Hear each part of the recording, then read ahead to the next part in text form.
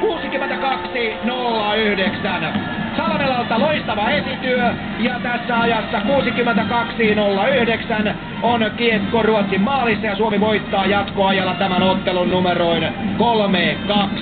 Se oli Salmelalta täydellinen yksilösuoritus ja hän pistää kiekon maalin kulmalle ja Pirnes on siellä mailla jäässä valmiina eikä tarvitse muuta kuin ohjata tämä Salmelan kova syöttö maalin kulmalta häkkiin. Esa Pirnes ottelun ratkaisija. Essi tekee maajoukkueuransa 14 maalin ja totta kai se on tietysti arvokasta, että Suomi kuitenkin tässä turnauksessa ottaa myös sen yhden voiton. Se tulee vaikeiden vaiheiden jälkeen 59-19.